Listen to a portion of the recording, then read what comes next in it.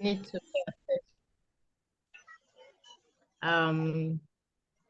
and try to follow through as much as possible. It will be engaging.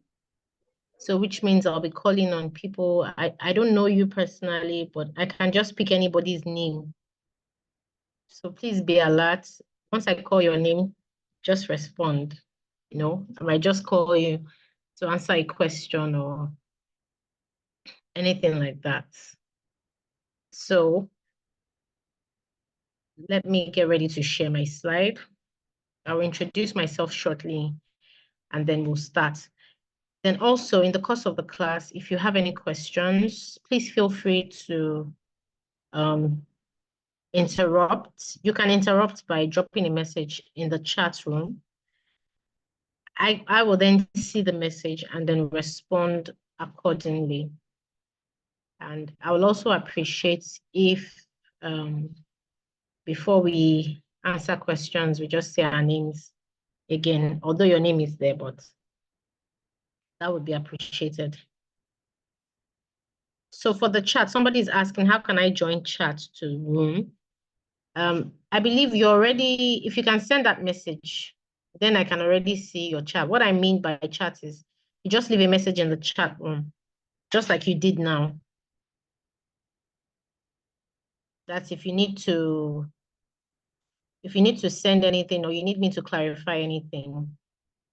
Also, if you feel like I'm moving too fast, please feel free as much as possible to ask me to slow down. Okay. So I'll put on my video and then we'll start the class.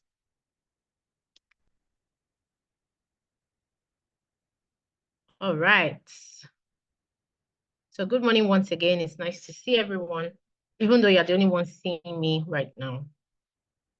But today we're going to be talking about customer retention principles.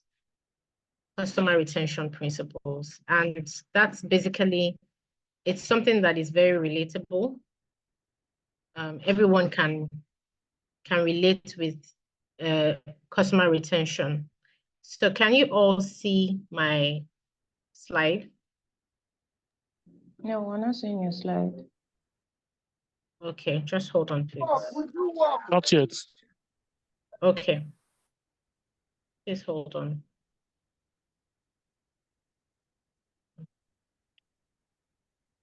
I think that is a share.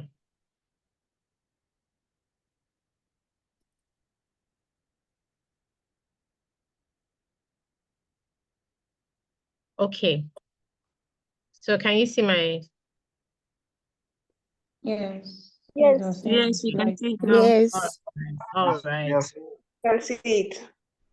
So retention is about building. When we say retention, what do we really mean? We mean your ability to keep or retain your customers. Retention has a lot to do with, you know, when you start a business, as a lot of us are business owners, you start a business and then you get people to come and buy. You find customers who patronize your business and pay for it.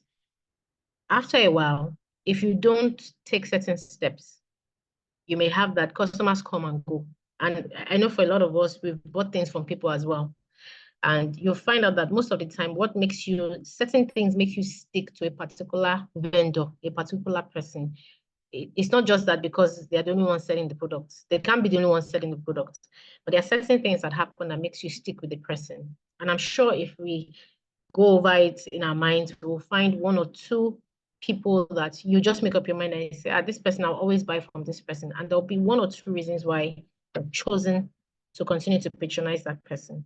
So that's what retainership is all about. Retention, what we call retention, is your ability to keep your customers coming back to you. Your ability to have people come back to patronize you over and over again.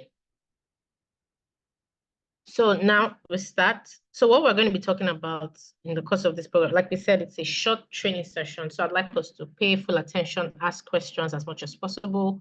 We'll also still have a session towards the end where we'll take questions and answers.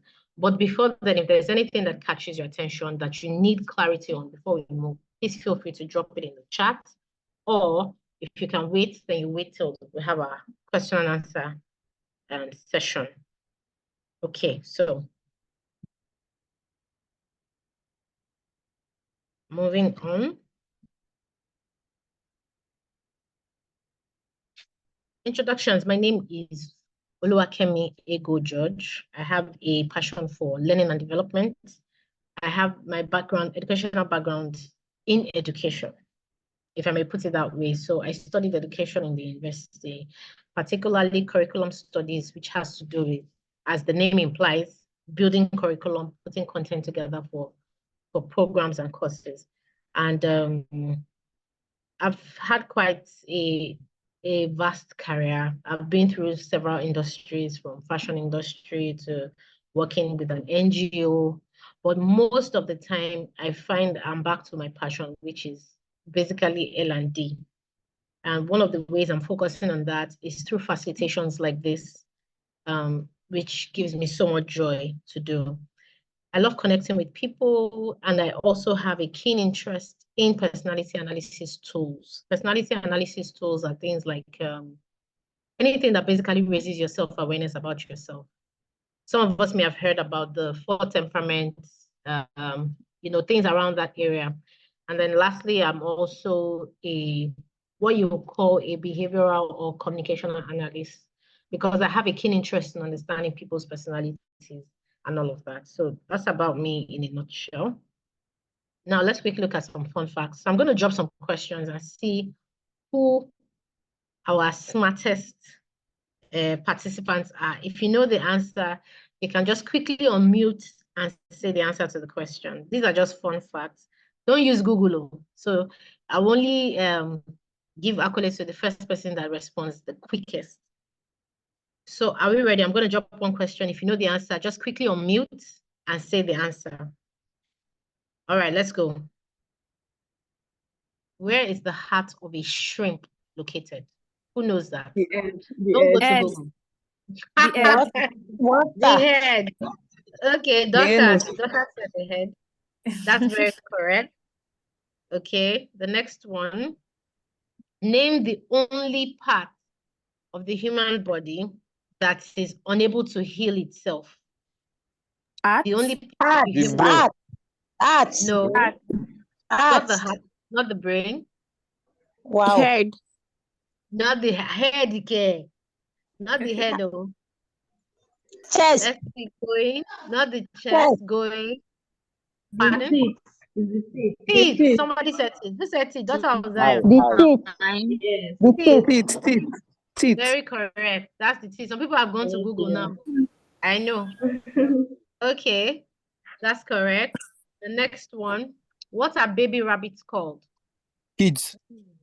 Kids. Very good. Who said that? Matthew. Okay, Matthew, that was very quick.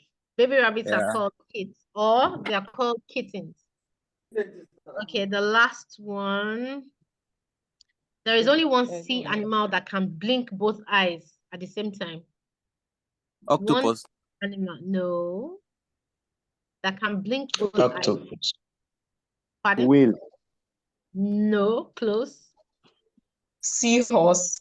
No. Octopus. Shark. Somebody said shark. That's the correct answer. It's a shark. So if we had time, but we have quite a lot of participants, so we can't take the time. Yes, that's correct. Thank you, Shark. I would have loved for us to share. The correct answer is shark. Somebody has given us the answer. It's a shark. So thank you very much. Yes, we can mute again now.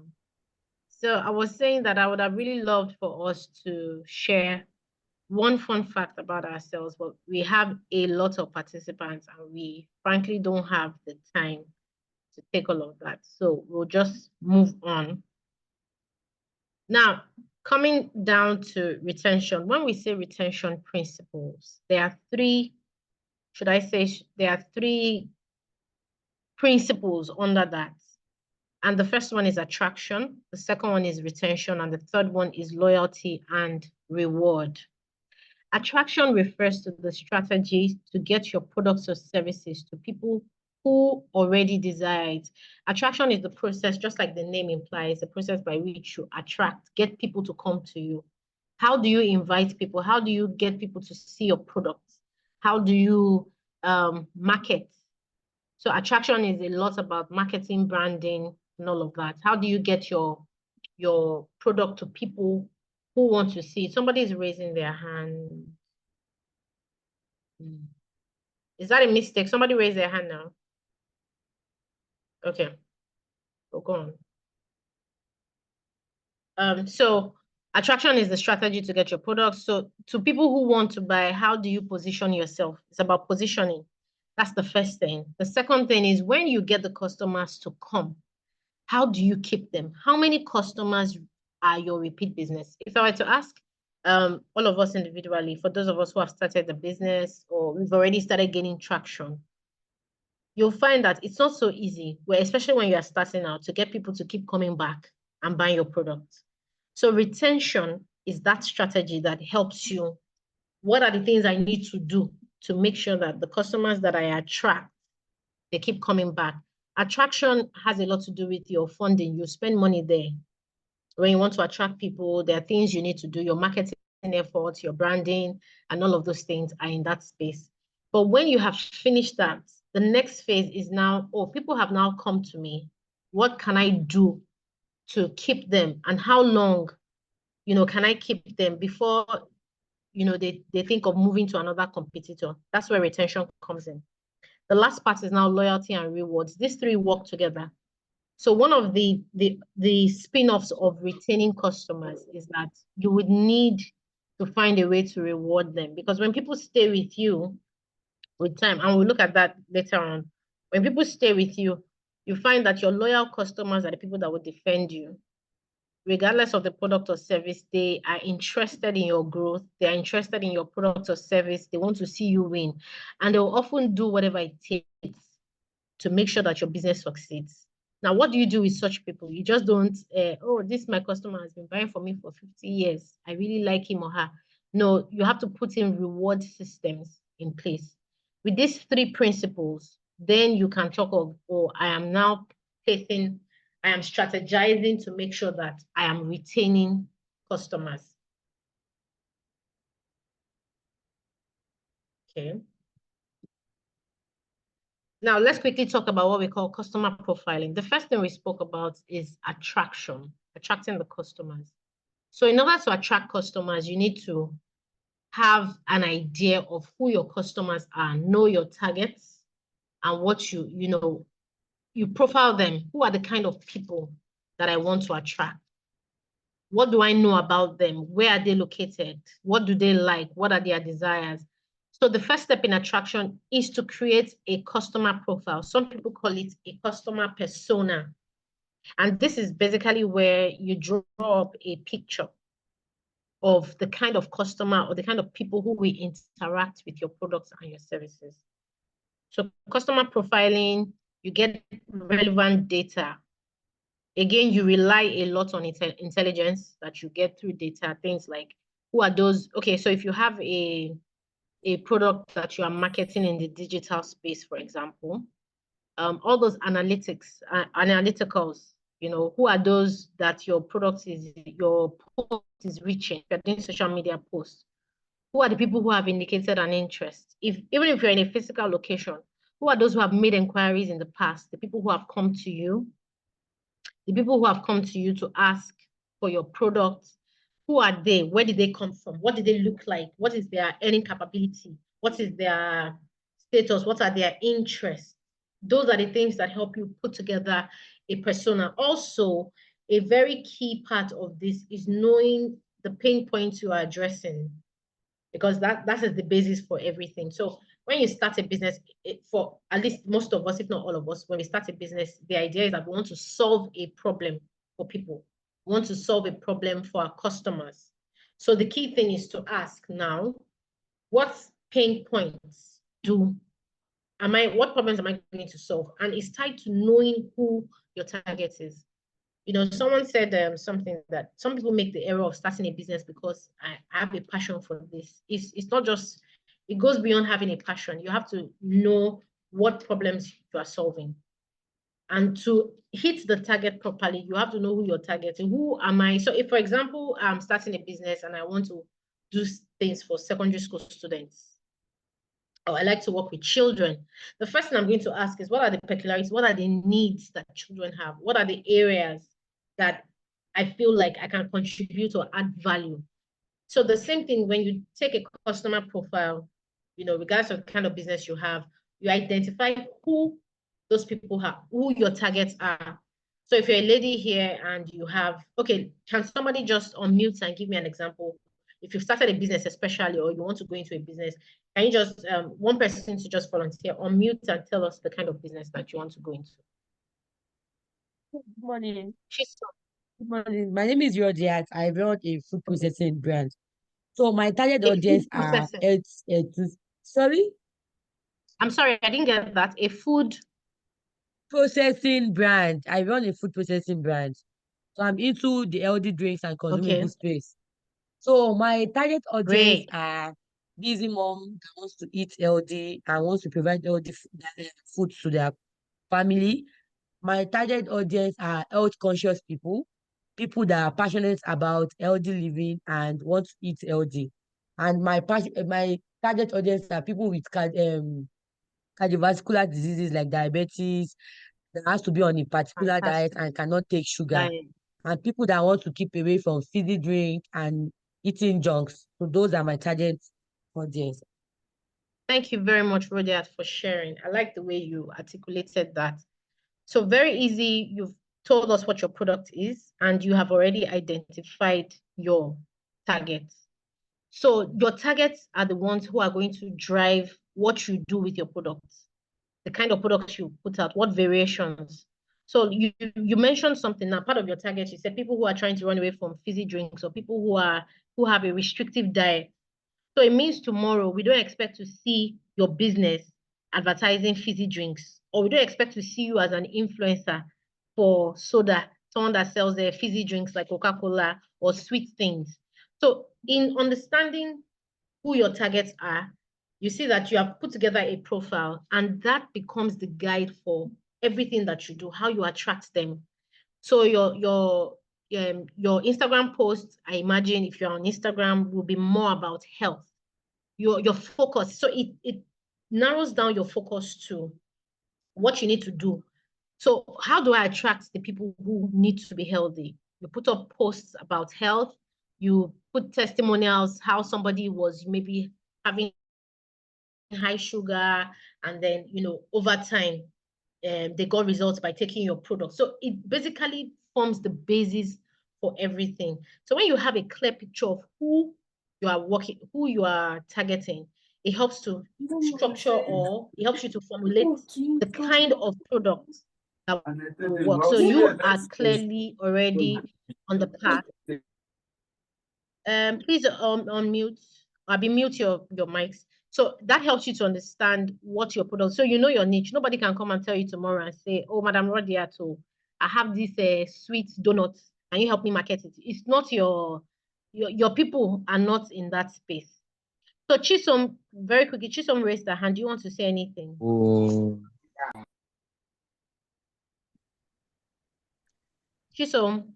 Yes. Okay. All right, we're listening. I wanted to, yeah, I sell honey. I didn't know. Those that are diabetic, ulcer patients, those that have cough or inflammatory diseases, and even for men that have issues of drives and others. Okay, that's great.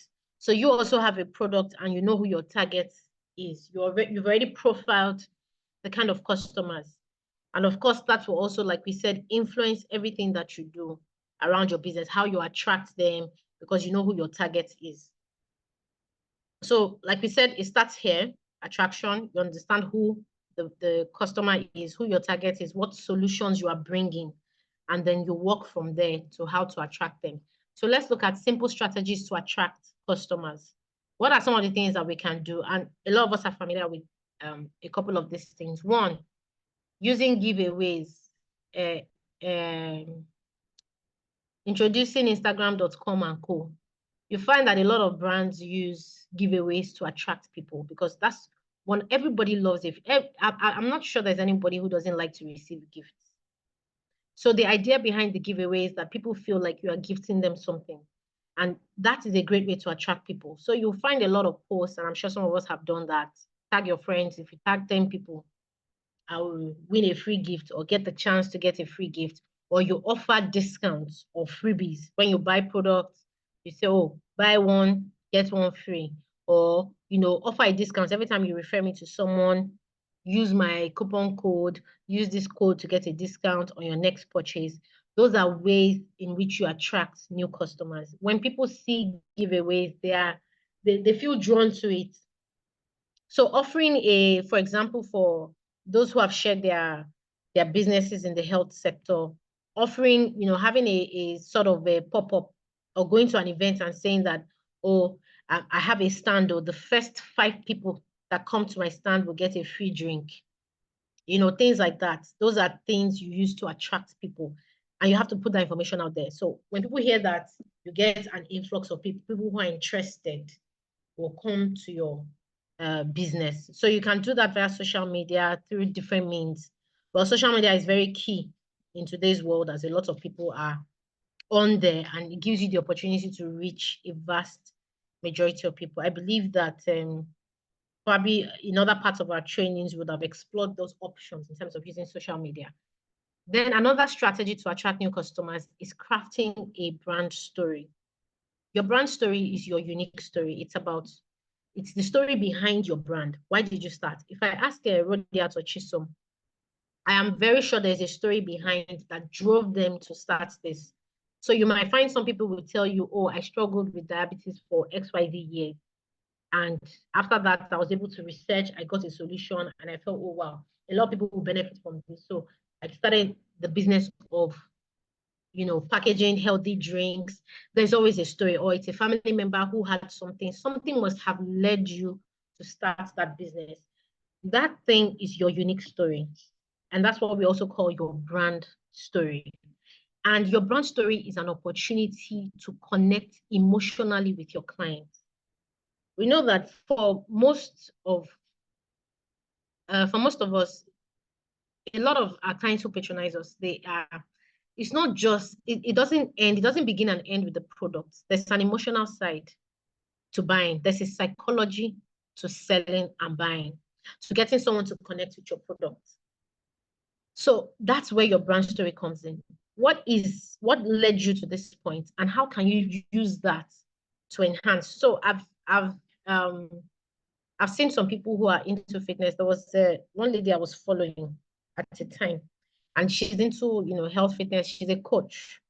Once you get to her page, the first thing you're going to see is her journey. You see her picture where she was so overweight, and then she lists out all the health issues she had, and then she'll put her before and after. Her after maybe 2 years after her fitness journey started, she's lost weight, she looks healthy, and she's ticking boxes on all the things that she could not do that she can do before, from lower the blood pressure to the fact that she can now play with her kids, things that she didn't have energy to do. So she's basically selling a story and telling you that this is my journey, this is what happened to me. And from there, a lot of people can connect. And the same thing goes for practically anything you are selling, whether it's a product or a service. There is a story behind it. You need to explore that story, because that's how you get to connect emotionally with your clients. When you connect emotionally with your clients, you're on the path to getting people who are loyal to you. Because once people can connect, they stay glued. There's a sentiment attached to it, and they feel that, oh, I can see myself in this person. I can see myself in this brand. I can see the solutions I want here. That emotional connect is very important, and that is achieved through your brand story. The next one I want to talk about, another strategy, is excellent customer service. This cannot be overemphasized. As much as I'm sure that almost everybody has an idea of what customer service is, you know, if I ask us now, what is customer service? Each of us in our own words, we can give me accurate descriptions of what customer service is about. But regardless of that, you find that we still have a lot of businesses that are falling short in this area. So one way to attract new people is to stand out. Stand out. In this digital era, for me, a lot of things I do now online. You have a lot of vendors you meet online, you buy things. And I can tell you that maybe out of 1 or 2 out of 10 vendors will make a strong enough impression for me to say, I like this person and I like to do business with this person. There's a vendor like that I just connected with recently for a particular product. And I've been looking at different vendors, and I connected with them on Instagram. I haven't bought the product yet, but I've flagged this and I've made up my mind. I am going to patronize this business because of the way their customer service impacted me. They were patient. You'll find some people. And in the same vein, there was a vendor I was talking to. I think she blocked me just because I was asking questions. So you find that some people, the customer service part is lacking. And they wonder, they'll say, I want my business to grow. I'm looking for customers. But they're doing everything that negates the laws or the strategies to attract customers. Excuse me.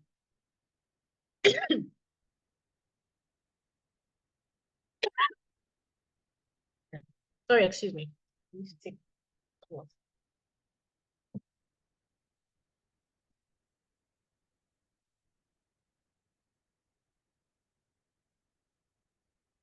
So when you're in the business of trying to attract new customers, customer service has to be at the forefront. Excuse me.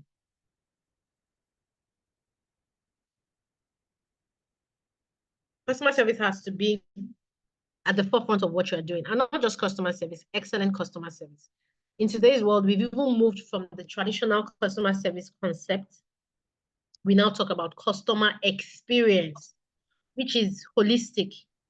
Everything from how easy your processes are. So customer service basically talks about the connection with your clients, but customer experience is way more than that. With customer experience now, you're looking at are your processes fast?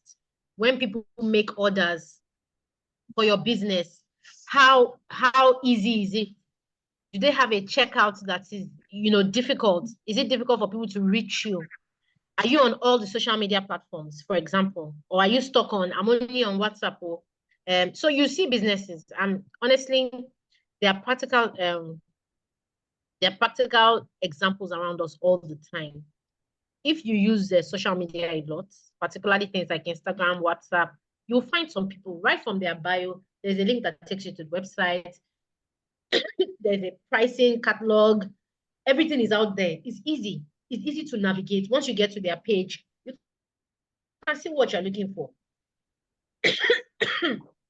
Excuse me. Well, for some others, you'll be seeing contact. How did they say that thing? Send DM for details. When I see that, I don't bother, especially when I'm trying to pick up a product. I don't have the time.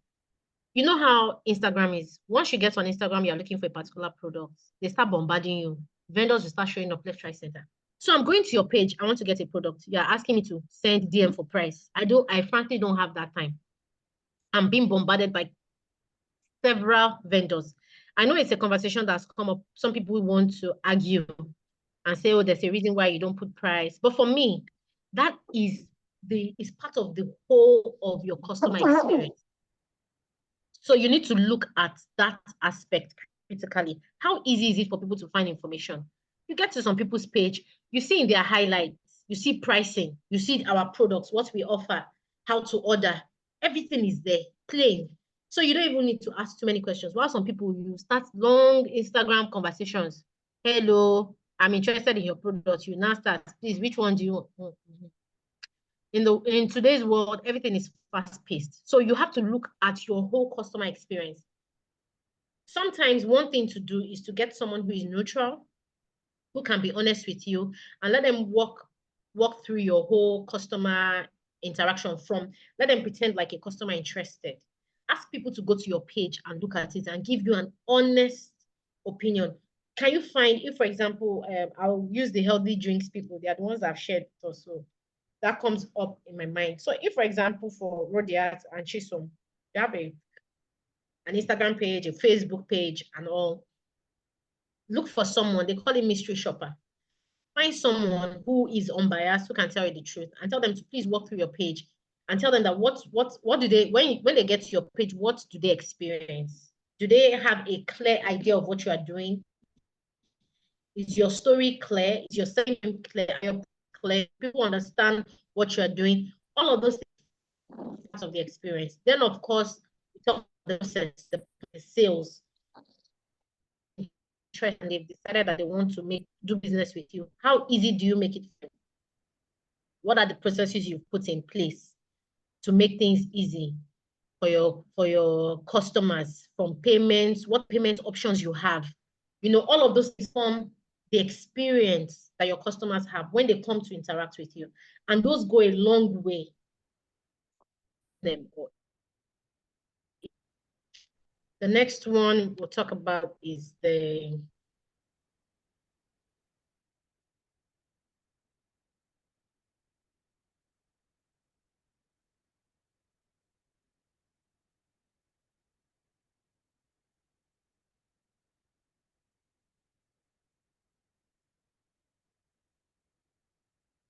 okay, apologies. Can you still see my screen, or do I need to share again? I think you need to share again. We can't see your screen. Okay. You can't see. Okay, Serifa, we need to enable screen sharing. Sorry, I dropped off. The network was. Serifa, please allow me share my screen.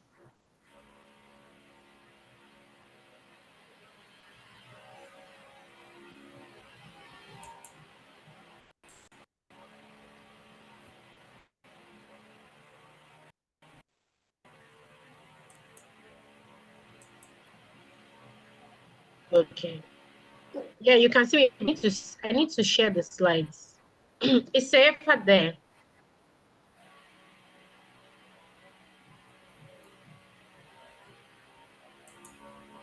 Yeah, I think she has it. Okay, I'll just keep talking about it all the same, pending when she is able to allow me share the screen.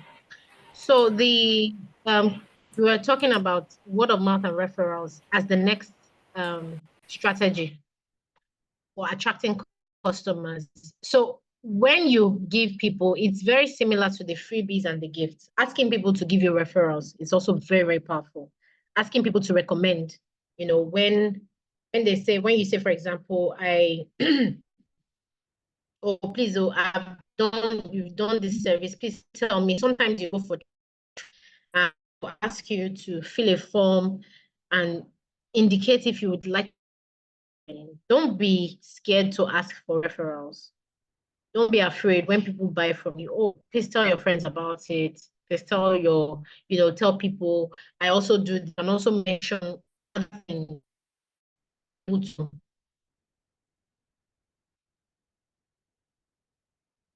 All right, going back to screen.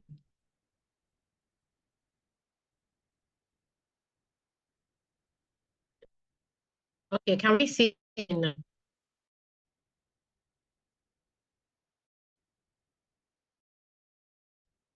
Can you see this now? No. No, ma. No, We no, can't not see your yet. screen. No, ma. Let me do that again.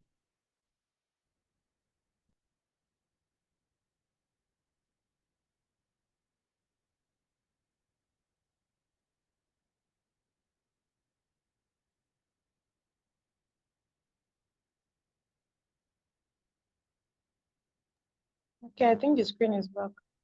The It's back. screen is back. Yes. Okay. So we have our word of mouth and referrals, like we were saying. So it's also a very important part. Don't hold back. You know, there's something we say in this past, a closed mouth is a closed destiny. So you use your mouth, you start that process with people and say, look, help me tell people, if possible, try to giving freebies. Let there be incentives for people. But word of mouth is also very powerful. And then the last part is talking about getting involved with community, volunteering. You know, people also use this as strategy. So you use that to position yourself in front of potential clients or people who will need your services. So whenever there are exhibitions and things to be done, they tell you, oh, they're doing a free community service somewhere.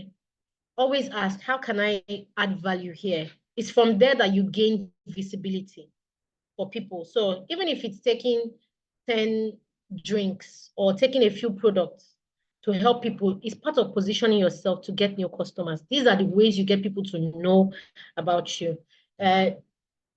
Beyond the traditional methods, you notice I didn't really mention things like marketing, running ads, or paying for all those things. Those are very traditional and basic methods. But these are also very simple strategies that may not necessarily cost you a lot of money, but that can also help you position yourself for your customers, to attract new customers. So that's on the strategies for customers. Let's quickly look at this quiz. How best can a small business owner use social media to attract new customers? So if you're a business owner, a small business, you're just starting, and you are on social media, which of these options do you think is the best tool? You can use that social media as a tool to attract new customers. Sorry. 1, post promotional content about your business. 2, engage your customers by answering inquiries and comments directly. Number 3, increase visibility and credibility by increasing your likes and follows, even if it means buying the likes. You know, some people on social media now, they will go and buy followers. So which of these methods do you think is the best for attracting new customers? A. If anybody... The answer is A. Posting promotional content. Okay.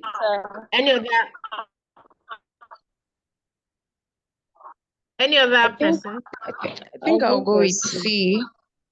All of the above, ma. Okay, who said C? All of the above. I said C. Your name, please. Sandra. Sandra. Sandra, Yes. so you want to buy likes? You want to buy followers on Instagram? During that, it helps your brand to reach a whole lot of persons. That's an arguable point too, because sometimes buying the followers, it doesn't necessarily equate the kind of engagement you need for your page. So you buy followers, and at the end of the day, they don't engage your post, or your people just see that you have 10,000 followers. For most people, again, in this when there's tendency for scam, people are trying to be careful. So for me personally, when I go to a page, I just don't look at your followers. I look at your comment section. I look at people who engage your post. Yes, B. And and some people are even smart. I was looking at a vendor page recently, and I saw that from post of last year is the same set of people commenting on. When the person posts something, you see a business account, maybe something. I don't know, just pick a name. Maybe Red Flower is the name of the account. Red Flower commented, "Wow, this is beautiful." Next 2 days, the person posts again, Red Flower again, amazing. And the same set of people commenting, saying the same things, is giving the vibes of either they are robots or Do you understand? It's a scam. It's a scam network. And some people also do that. I know a couple of people do these pod things where you join a group and you say, okay, all of us will just be liking. When one of us posts, all of us will flood there and go and like. Those things can be flagged by Instagram and they can block you or any other thing. So increasing your likes and follows by, buying and all of that. Through buying is not ideal. But yes, there are other ways to increase visibility and credibility, maybe through ads and, today, I'm just using Instagram. Of course, we know we have Facebook, we have Twitter, we have other social media platforms. But I'm just using Instagram as an example. So one of the things with yes, and also performance. So you increase your visibility in terms of your the way you run your ads, the kind of post, the kind of content you put out there, how you structure your messaging to the people who are looking at you. Mary Claire, I see your hand is raised. Yes, ma. So for me, I think A is the first thing because you have to post content. Once you post promotional content on your page, then by that you're actually attracting people to ask questions. So I think the first one should be A. You post your content first, and then people are interested in your content. Then they make inquiries about that content. Then by that you can actually decide to increase your visibility. Outside Okay, that, fair I enough. think after posting, it's not good to post. I think engaging with the customers follows you somehow. Engaging with them. That's correct. What they at your hand is raised. Yes, I think for me, it has to be promotional content because for me, it's not about your followers or your number of likes because you might have people liking your comment or liking your post and they are not converting to people that They're buy not your buying. product. So if you are posting promotional content is not content and it will not just be promotional content. There are content that they are like meeting their target, like their need, painting them and at the same time converting them to your customer. So by you posting promotional content, automatically you'll be having customers coming to your DM, making inquiry. And if those customers really like your product, they would definitely increase your visibility and refer you. So it has to do with promotional content for me. Okay, thank you for that. Any other suggestions?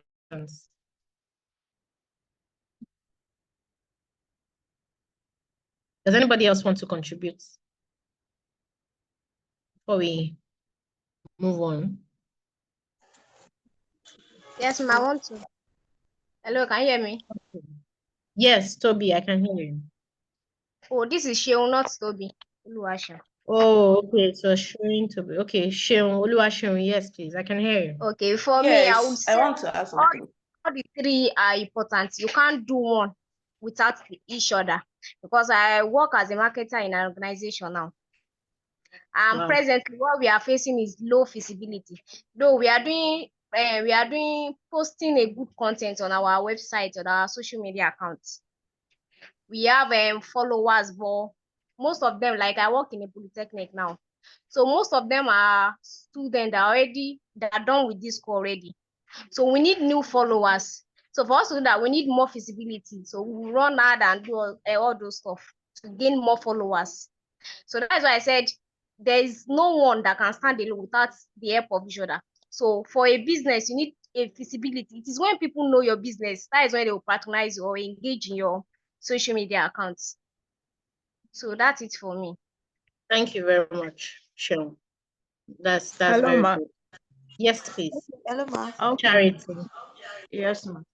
Okay, so I will choose A and B and possibly C, but the clause there, even if you need to buy them, that's another clause that it's not too okay.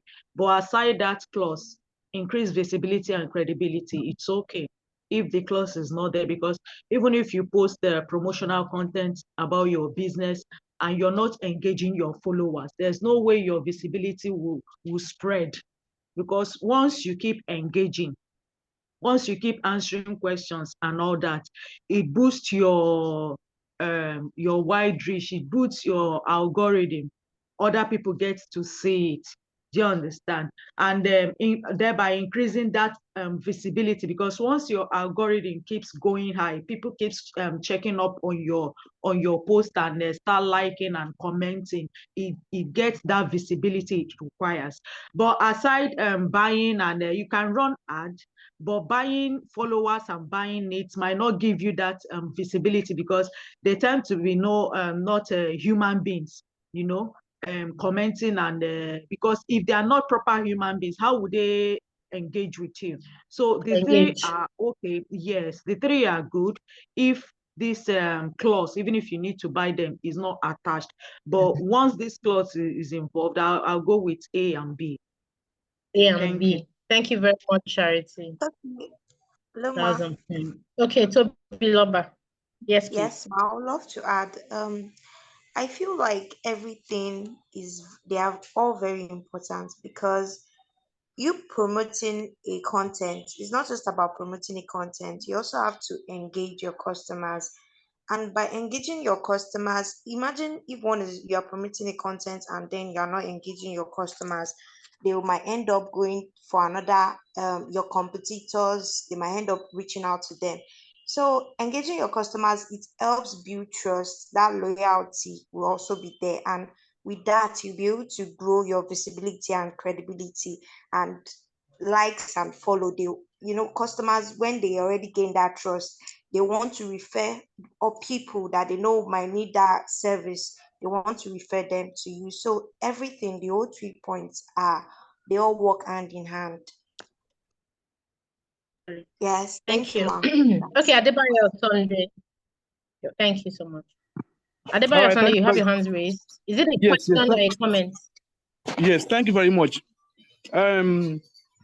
What I noticed in all this our training so far is that we have to treat our business like a living soul. If I thought we are having a relationship with anybody, we need to constantly communicate with them and also listen to their responses.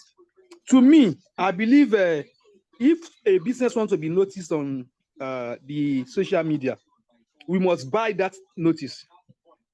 So there must be a money set aside for marketing. So these any post that we put online and we are not sponsoring an advertisement for it, it's still not going to go viral. Nobody will notice it. But by the time we sponsor an AD with such a promotion, it will go viral and people will make, at least thousands of people will be able to see it. So A, B, and C are what every businesses must do completely. So somebody is complaining about, even if I thought we are going to buy it, normally, even any advertisement online on any social media, it's going to be bought. It's not going to be free. So buying likes too depends on the type of product we are presenting. If you buy likes for a product that is maybe daily use, also that you need at least a large number of people to patronize it. Buying likes for it, we attract more people. So, at least look at it. When you have about more than 1,000 people, 2,000, 5,000, 10,000 people that are already liking that product. So some people will want to look at what is special about that advertisement. And through that, you'll be able to attract them. They will come to it. But someone that is selling maybe an automobile of maybe 70 million naira, and you have 10,000 likes. So you'll be suspicious about it that how we 70,000, 10,000 people like a product of 70 million naira. So it depends on the kind of product we are presenting. So if you are presenting a product that is unique, definitely we have to, get all those things in place. So that's what I mean. Right. So we have to do everything. And it needs to be bought. Thank you very much. Thank you very much. Thank you for that. Okay, we'll take Chisom's contribution and then we need to move on quickly. Chisom, your hand is raised. All right, Chisom Precious. If it's the same thing that everybody has said, Chisom Precious, yes. If it's the same thing, don't worry, we understand. But if you are giving us for me, I will choose the three of them. Okay. All right. Thank you. Yeah. Hello. Yes, please. Okay, I'm choosing the three of them. Chisom, we can hear because you. when you post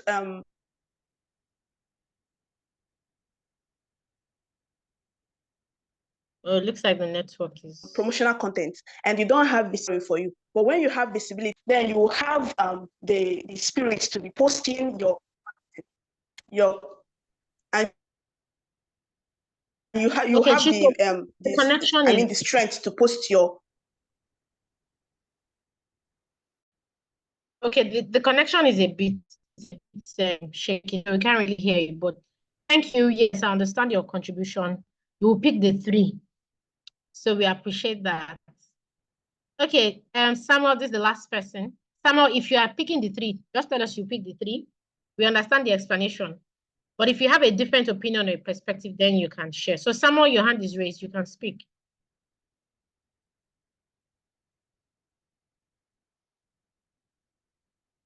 Okay, I assume it's not, maybe it was a mistake. Okay, so we're saying that yes, all 3 answers and options are correct.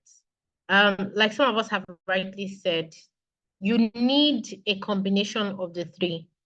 It's not just one strategy or one method. Things are interwoven, and within all of them, you have quite a number of things to also deal with. So your promotional content, as we have all said, very important. When people get to your page, they need to see something. They need to see traction. They need to see activities. They need to see proof that you are doing things. So how you craft your content, how you structure your messaging, all that is up to your branding strategies. How do you want to position your story? What does it look like? What are people going to, how are you going to sell the attraction points? All those are under the kind of content you post. Do you want to do skits? Do you want to do whatever it is?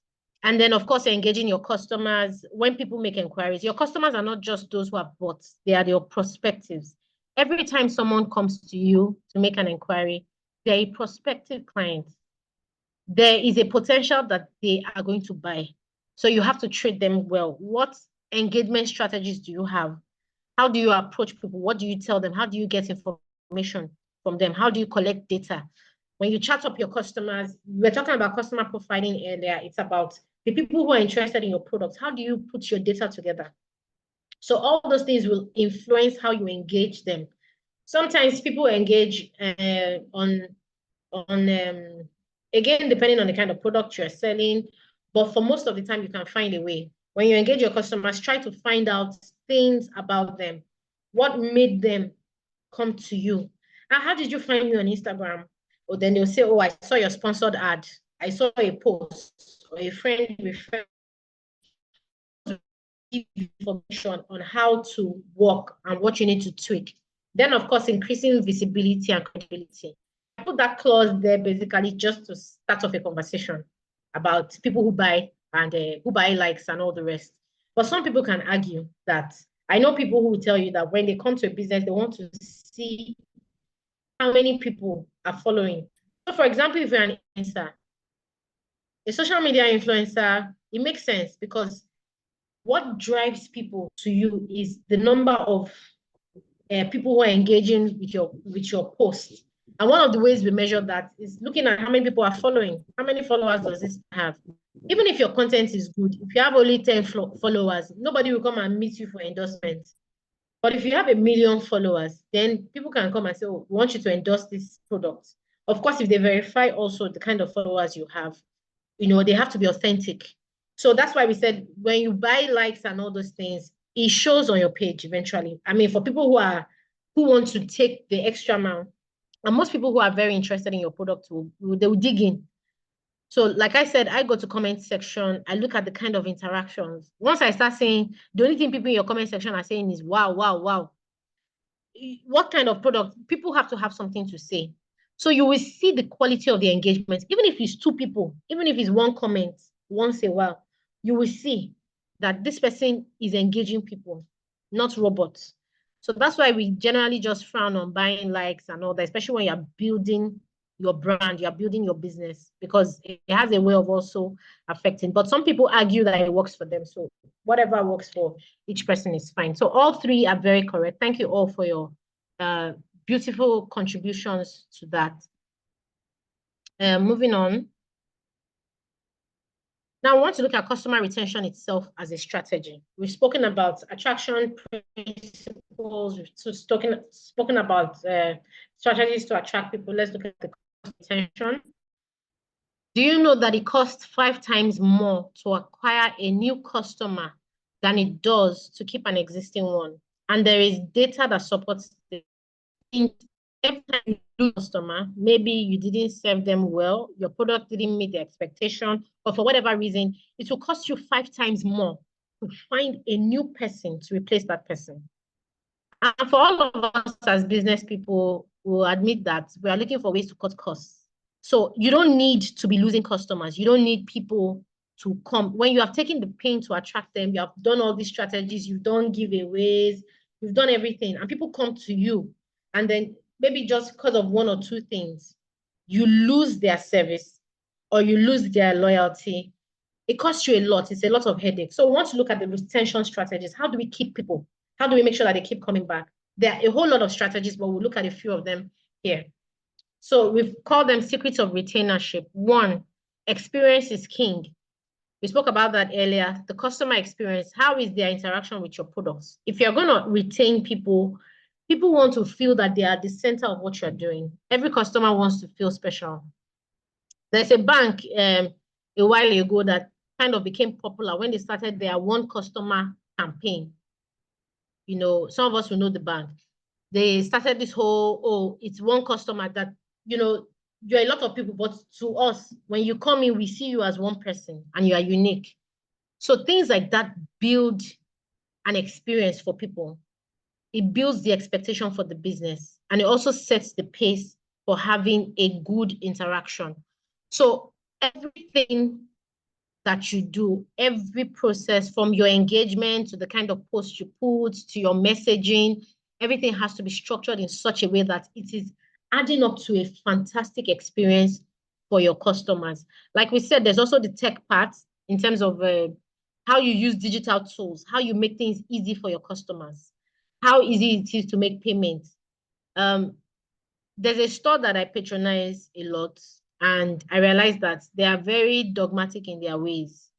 So when you go there, if you're not using POS or cash, there's hardly any other way to make payments. So because they don't accept transfers. According to them, they've had issues where people made transfers, they didn't go through, they didn't come back. So, you know, I spoke with one of them one of those days, and I saw that things have been going back. They've been trying to make adjustments. I told them, I said, you can't be a business in today's world where you have apps like OPay. OPay that is, I don't want to say it's more reliable than banking apps, but those things are almost, they work even better than some bank apps. So with OPay, if somebody makes a transfer, chances are that you get it, money points and all the rest of them. So, and I was asking them, if you guys don't have OPay, they don't have. You don't have money points, we don't have. So you just have the traditional bank POS. So once network is down, which happens in Nigeria from time to time, and customers, you now see people, everybody, sorry, your bank card is not going, the POS is not going, and people don't have cash. People now have to go and walk. And it's not like they even have a POS person beside them. You have to walk a distance to go and get cash for POS. I was like, this is too stressful. It's too strenuous on the customer. And even if people come back because maybe your product is good, but it puts a sad taste about the experience of your business for them. And we also need to remember that when it comes to customer experience, people always remember how you make them feel. It's a far more powerful connection point. The emotion they felt when they patronized you, it sticks with the customers for a long time. So even if people manage and they buy, if the interaction is not pleasant, it's a matter of time. They will shift. And like we said, if you understand the cost, what it takes to acquire a new customer, you'd rather invest your efforts into making sure that the ones that come, you lock them down, you retain them by doing the right things. So experience is very important. Some of us may need to go back and look through our processes again. Like we said, find a mystery shopper, find a friend who is brutally honest, or even someone who is random, a customer that you know is loyal, and then let them do a full appraisal of your process. If you're on Instagram, tell them, please go to my page. What kind of message do you get? What kind of vibes are you getting when you come here? And, you know, this also is going to be dependent on the kind of values you have. So if you're the kind of brand that what you are selling, you're a playful person, you like people to have fun, it has to reflect in everything that you're doing. One case study that people often use when it comes to customer experience and all that is, how many of us know the airline Virgin Atlantic? Virgin Atlantic, Richard Branson is they know him as a fun, creative, out of the box thinking kind of guy. I mean, they did one promotional stuff. This guy wore skates as a CEO of an airline. But it just goes to show the mindset. It's about creativity and fun. And the whole brand reflects that. I'm not sure if they are the ones, or there was some other brand I read about that they are one of the what they call these people when you enter the plane, the people that give you announcements about what to expect. Welcome on board. The guy raps like beatbox rap. Welcome on board to the something. Blah, blah. It reflects on what the values of the brand are. So when you look at your own brand, your own story, your own market, your product, what are you selling? What experience do you want your customers to have? So for someone who is selling fitness and wholesome stuff, comedy or humor might not be your number one priority, although it doesn't matter. You can pass your message across in any way you like. But one of the things you might be looking for is that I want people to feel safe. I want people to feel that regardless of your problem, there's a solution here. So you need to, your messaging will be driven in that regard. And all of these things will form, like we said, the experience. Moving on quickly, another secret to retaining people is ability to create and solve client problems. No matter how good your customer service is, no matter how perfect your product is, you will fall short of your customers' expectations at one point in time or the other. That's what we call a service, there's a word now, a service failure or something like, there's a word I'm trying to look for. You know, in customer service, there's room for that. Sometimes you underperform, right? And for some reasons, it may be reasons that are beyond your control, but you may actually find that your customer was disappointed. And how do you know? Most times people will tell you, or sometimes somebody who was patronizing you will just stop patronizing you or stop engaging your post. Now, if you're a careless business owner, it doesn't mean anything. But if you're a deliberate and intentional business owner, you reach out. You've not bought products from us in a while. We wonder what's happening, you know, and you start up a conversation and the person will say, the last time I bought, you people stressed me. Oh, your delivery guy, he was supposed to come at this time. He came at this time. This one, I was calling you didn't pick. All those complaints are an opportunity for you to solve a problem. They're an opportunity for you to recover a service, something that has gone bad. So keeping that at the back of your mind, those are some of the things that determine when people come back. And there are statistics to back it up. That there's a certain percentage of people, I can't remember the percentage right now, who we say that, look, if I have a complaint with a business and they solve the problem within 15 minutes, within 20 minutes, 80% of people will say, probably, let's assume it's 80%. 80% of people will say, I will go back and do business with that person, even if their product failed me, because they solved the problem on time. So you also have to get into that space that you retain people when they feel like you have them at the heart of your business. You are considering your clients. Another thing to retainership is learning how to celebrate milestones. Remember your brand story and weave them into a part of your journey. So you find a lot of businesses doing that 1-year anniversary. You celebrate people who started with you. Sometimes a business comes up and just says, look, this is our most loyal customer. This person has done this and done that. And this is also tied to your reward systems. So if you want to put in things to reward them, that's a good opportunity. But somebody is editing my slide. Okay, but then it's an opportunity, right? So celebrate milestones, bring out those things and weave it into your story. These are the things that keep people intrigued, keep people connected. Oh, I remember when I started this business 5 years ago. This is not where I was. And we see a lot of that. TikTok, people share their experiences that even 2 years ago, I was nowhere. You know, I was listening to a woman's TED Talks. You know, TED Talks, I think Bratislava, that's somewhere Europe or so. And she was sharing her experience with what they call ADHD, which is some kind of mental condition. They call it attention deficit. People who find it hard to concentrate. And before, it used to be, it was believed that it only affected children, that children are the ones that have attention deficit. But now, a lot of research and studies are showing that a lot of people carry, not just few people, a lot of people carry this into adulthood where they are struggling. So you find somebody in the office, the person is competent, but they keep forgetting deadlines. Then you say, this person is not competent, you fire them. The person may have that mental condition. And this lady said how up till when she was, is it 31, her life was a mess. She had failed in marriage, she had the divorce, she had been fired from about 15 jobs and all that. Then she started researching about herself. She got the diagnosis for the condition, and she started a YouTube channel. And in 2 years, her life changed. Now she's at TED Talk, she's talking, people are calling her all over. That is an intriguing story. I mean, even me, I stumbled on the thing. Somebody shared something with me. I just saw it.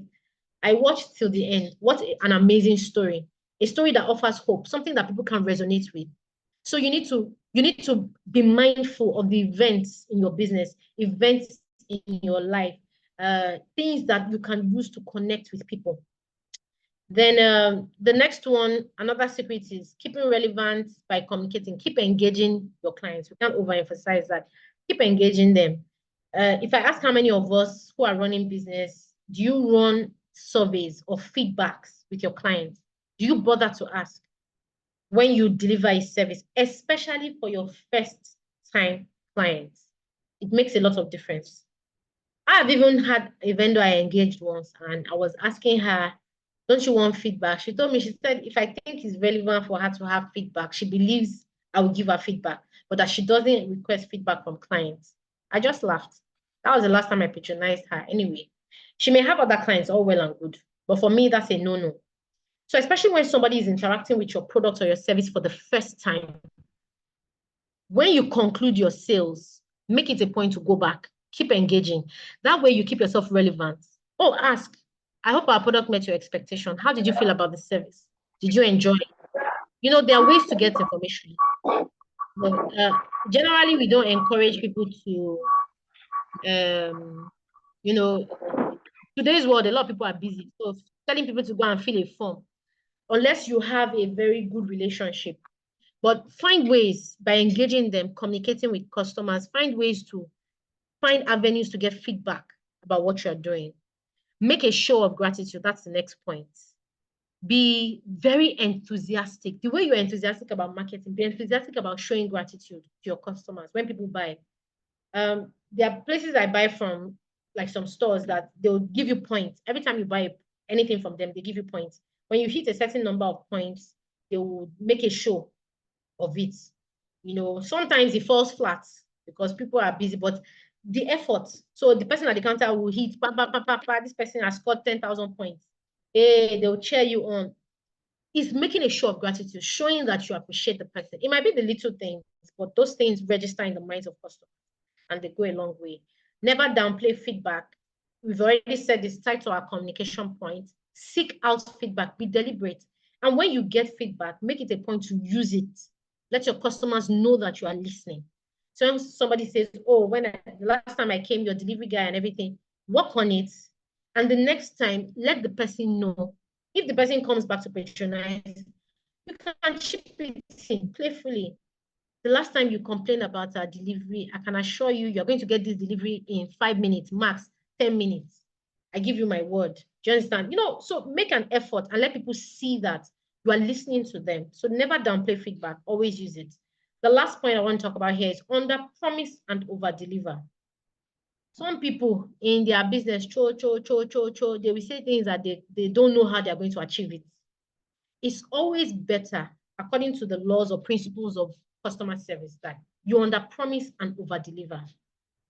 Put your message out there, let people know what you can do, but don't make too much noise. Let the delivery of your product or your service, let it speak for itself. Let the customer be wowed by the product. This is what we call wow factor in customer service too.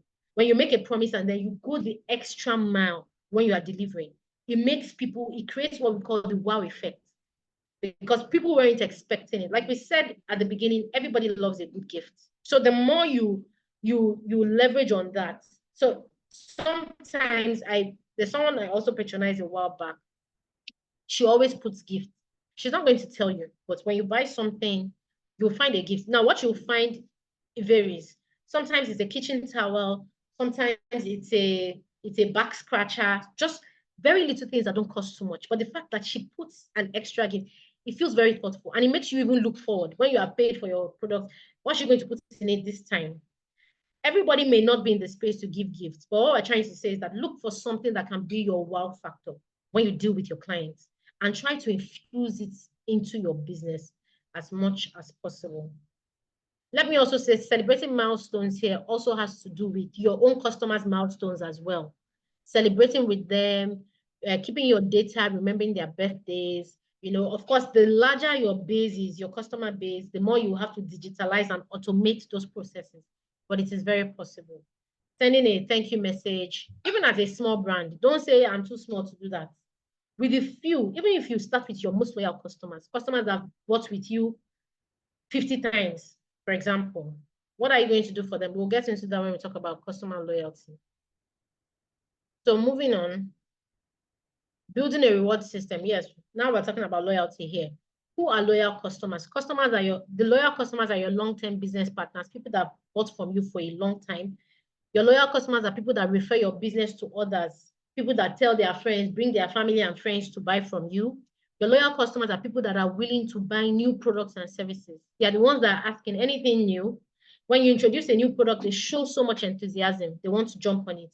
Your loyal customers are those that will shut the door on the competitor because they are so loyal to you. Even when somebody brings something to them that is in the same line with what you are doing, the interaction has been so pleasant. They are so sentimentally attached to your product that they will say, for me, it's Rodiat Health Foods, food processing, this thing.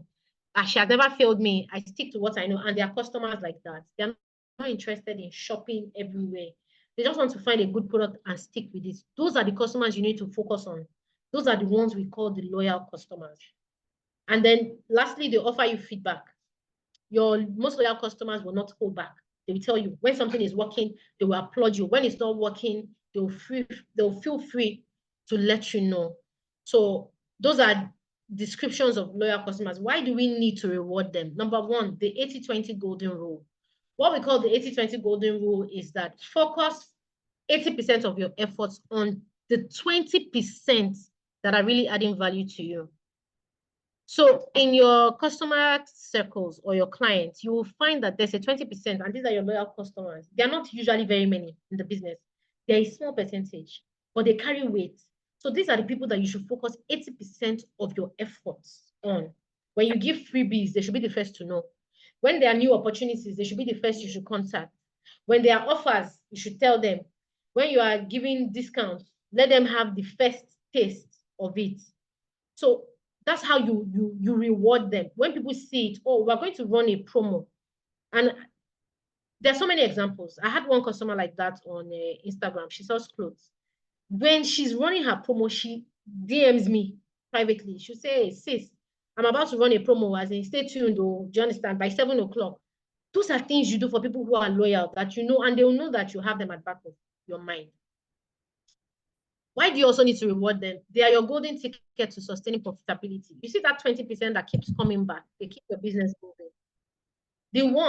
You might have the one-offs that will come, they will buy plenty of things. You may not see them in the next 10 years. A business cannot survive like that. But the ones that are retained, they put you on, they put you on retainership. They keep coming back. Those are the ones that ensure the sustainability of your business over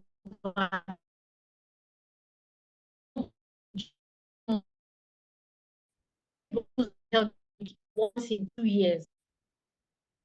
The one that is coming every month is consistent. The one that is buying once every 2 years, if something even happens or they meet somebody else, they will leave you. So some people make the mistake of running after the bulk at the expense of those who are bringing in the little business. It looks little, but they are coming back. Those are the ones you need to really reward. Then the next point is repeat. Why should you reward them? They give you repeat business with less effort. With your loyal customers, your marketing efforts reduce. You can focus your marketing efforts on new customers. But when you have your loyal customers, it drives down your cost because these are the people that keep your business moving.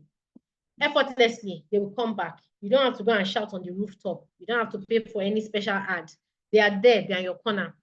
They can be your biggest spenders. A lot of our loyal customers, when the time is right, they are willing to invest. They are willing to splurge. They've seen the products, they've seen the service, they've experienced you, they like what they see, and they've made up their minds that they are sticking with you. These are your big spenders. So you need to pay attention to them. Like we said, when there are freebies, new things coming up, tell them, new offers. Don't keep your mouth closed. Say it out there. I'm launching a new product and I want you to be one of the first people as my loyal customer to launch it for me. Most of the time, like I said, when the timing is right, they can be very big spenders and investors. Then the last point, they are your brand advocates. Your most loyal customers are the ones that will go about telling people without you even giving them offers. They will tell people, this is my client. She's good, oh. Stay with her. Let me recommend somebody to you. So we need to pay attention to people in this space. How do you build a loyalty reward system? So we said with our loyal customers, we need to reward them, right? So what do we do?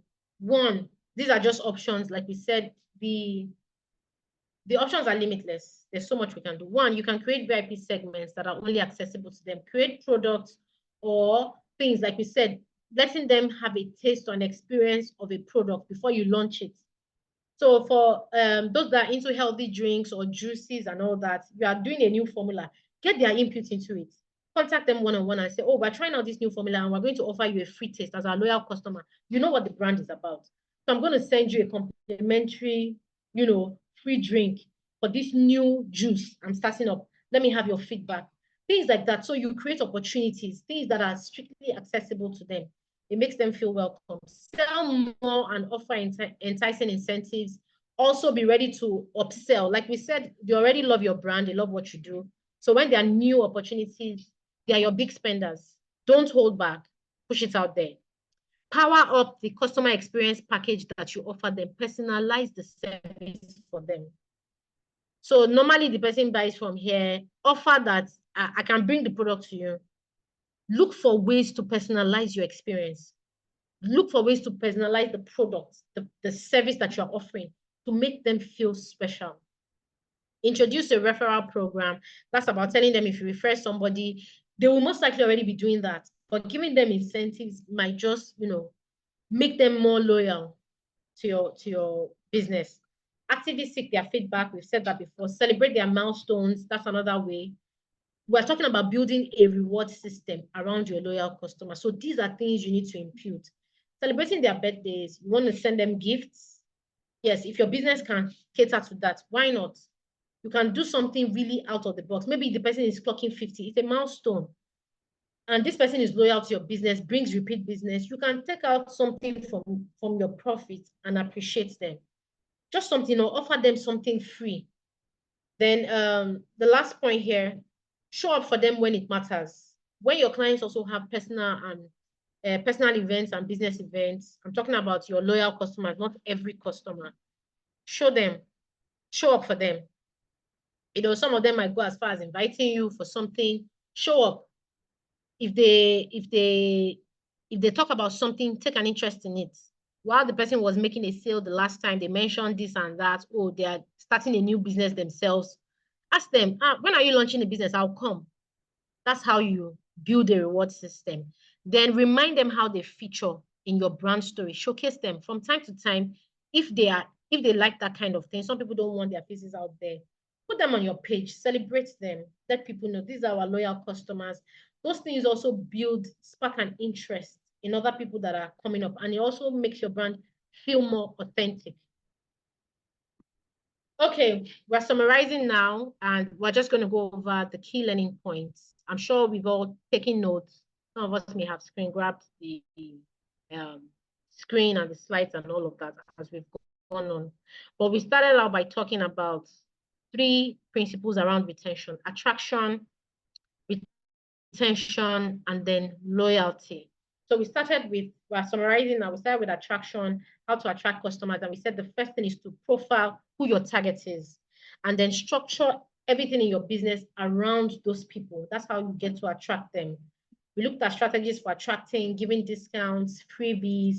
We spoke about leaning on word of mouth referral from other people that have bought your business. What other strategies did we talk about to attract new people? Who can help us? Business story. Very good. Crafting a good business story. Thank you, Victoria. Crafting a good business story that your people can connect with. Who else? Having a good customer service. Okay, 2 answers. You killed both of you killed 4 birds with 2 stones. Okay, very good. Having excellent customer service. Goodness marvelous. Okay, I think she has answered. No, ma, I've not answered yet. Okay, goodness marvelous. Let's have your point. Word of mouth referrals. Very good. Word of mouth and referrals. Yes. Mary Claire King. Asking for recommendation. Asking for recommendations. That's the same thing as referrals. Very good. Olaluya Ayomide. All right. Okay. Get involved with community and volunteers. Very good. Get involved with community projects. Volunteer at places, especially those ones that allow you showcase your brand for free. So if you volunteer, get on all those kind of programs. Thank you. Yeah, I need to see the other people who are raising their hands. Okay. All right. I think we've covered the most of that. That's very good. Then when we spoke about, after talking about attraction strategies, we now move to retention itself. And we also said that for retention, there are a couple of strategies that we can employ to make sure that we retain our customers. So let's go. If you haven't said anything, before I start calling names, just quickly volunteer yourself. Okay, Peace has been talking, but you can go ahead. Okay, you said we should never downplay feedback Yes, from very good. our customers. Very good. Never downplay feedback. Olowu Titi Miracle.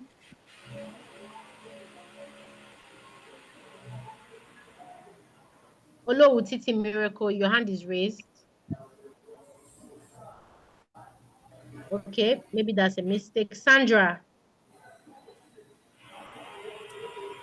Okay, one of the ways is by communicating and engaging with customers helps to keep relevance, celebrating Very their good. milestones.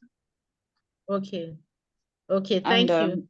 Making a show of gratitude to them after patronage. Thank you very much for that. Owolabi Oluwashemilogo. A lot of hands are up. That means we were listening. Owolabi Shemilogo. Okay, Toby, give us a shot. You're already unmuted. You said we should never underpromise and overly, we should not over deliver. Very good. Under promise and over deliver. Make it a point to do that. Okay, Owolabi, you can talk now. Owolabi Oluwashemilogo. Yes, you said experience is king. Very good. Customer experience, everything that goes into it is very important. Of your case, Samuel. You said ability to create,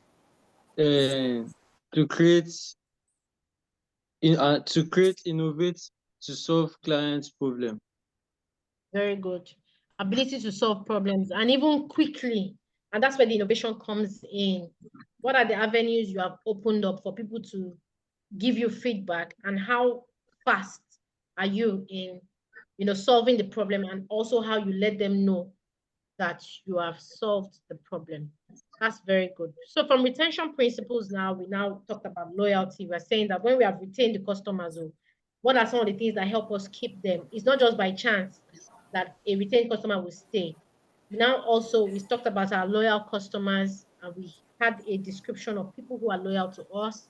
We said they are the ones that will, they would refer our business to other people. We said they are the people who have stayed longest with us, who have been patronizing us for a while. What else did we say about loyal customers? Celebrating their milestones. No, we're trying to describe who are the loyal customers now. How do we identify them in our business? They will offer Loyal, feedback about your business. loyal customers are customers that have stayed with us, especially customers that started the business with us or along the line have patronized us over and over. Over and over. Yeah. Yes. Loyal Yes, that's customers good. are customers that shut the doors on competitors when they approach us. And they Very also good. help us refer our brands to other persons. Very They good. are Those are the always people that willing to buy even our new product. Okay, one after the other. Who is talking next? Loyal customers are customers that offer feedback. Very good. Yes, Esther. They give us feedback even when we don't ask for it. Okay. One more. Let's take. Okay, Esther has. Is that Esther Nwani? I think she hasn't spoken at all. Okay, Esther Nwani, let's hear from you.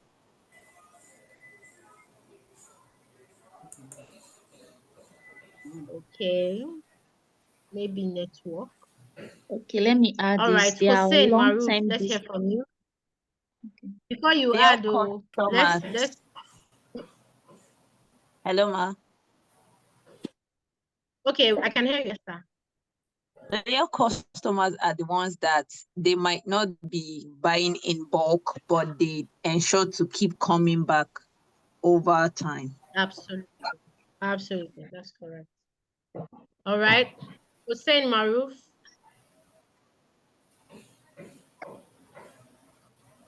I understand some people's network might be slow. So they might not. All right. Loyal customers are Yes, Esther Ego. okay. Loyal customers are customers that refer your business to other people as well. Yes, absolutely. That's correct. And then we also, when we moved from there, we now looked at how do we create reward systems for these our loyal customers. And that's the last bit we Sorry, spoke ma'am. about. Yes, please. I also want to emphasize on what someone said on giving feedback. Loyal customers ensure that they want to tell you how they feel about their experience, whether good or bad. Those are actually our loyal customers, which is very important. I really like that. Thank you. Thank you for that. They are eager, they're enthusiastic. They want to let you know. Even when you don't ask, they will volunteer the information and they'll tell you. And you know, again, like we said, oftentimes when you are starting a new product, this is also a very good point to note because they will be honest with you. You can look at it as they have the interest of the business at heart. So when you are trying out something new, you can be rest assured that if you talk to these people, they'll give you their honest opinion about what they think. So you also need to leverage that as a way to get more feedback, particularly when you are doing something new. And it's not even restricted. It's not only when you're doing something new. From time to time, you can just buzz them. What's working? What do you think I need to upgrade? And all of that. They will volunteer it, but you can also seek it out deliberately. All right. So we've come to the end of the session. So if you have any questions, we'll just take a few questions and then I'll hand over to Serifa. So if you have any questions, please let's have it. Okay, I have a question. Okay, Sandra. Yeah. In the aspect of getting feedback from customers, what about customers that despite, especially like my brand that is into cleaning service, there are some customers, despite your efforts, you understand what I'm saying? Putting your efforts to give them an outstanding service, they just look for, like, will I use the word, they are insatiable. Those kind of customers, how do you get positive feedback from them? Okay, so thanks for asking that question. I think that the essence of feedback, let me start with this, is not necessarily to get positive feedback. Feedback is an evaluation. It's like when you write exams in school and the lecturer gives you questions, is not to raise your blood pressure. It's for them to know if you have understood what you have been taught in class. That's the whole essence of tests and exams. So it's very similar. Tests and exams are also they're a form of feedback. So when you have a business too, you have to keep your mind open that look, there are feedback is an opportunity for me to evaluate myself. And the second thing I want to say is that every client is different. So you may think you are giving your best in this regard. It may work for client A. Client B's taste might be slightly different. So the first thing is you need to open your mind to what the feedback is. Definitely you want to get positive feedback. That's what shows that you're doing the right thing.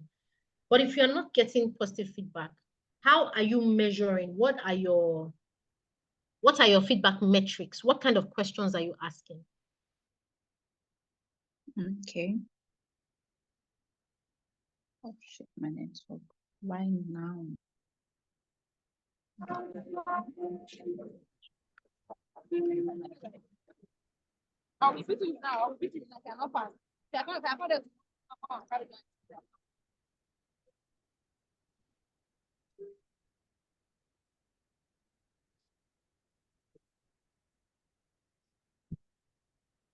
So for a clinic service,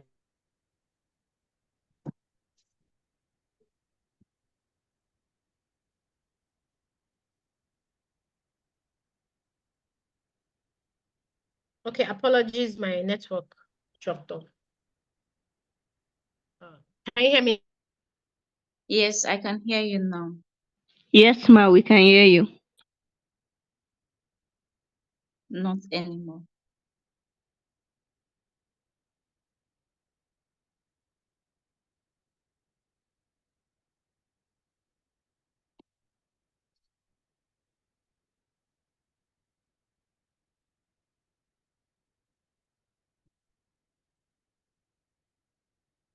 Now?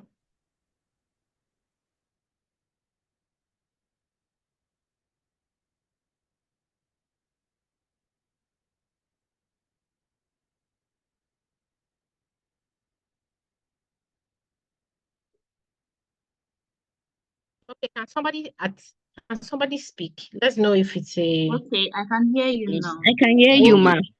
All I right. can hear you. Okay, so we'll just be quick now because the network is fluctuating a bit. So we're saying that first you need to understand what your client's expectations are. Do you know what their clear expectations are? It's easy to assume that cleaning is cleaning, right? But have you outlined, start with your customer? So if every time you ask for a feedback, they give you something negative, are they being specific? What kind of feedback questions are you asking?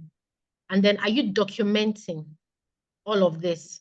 So you need to get to that stage with them, have a sit down with them and tell your customers, I appreciate you giving me feedback, and I want to do better. I want you to be satisfied with my service, but how can we work this out? What are the specific things?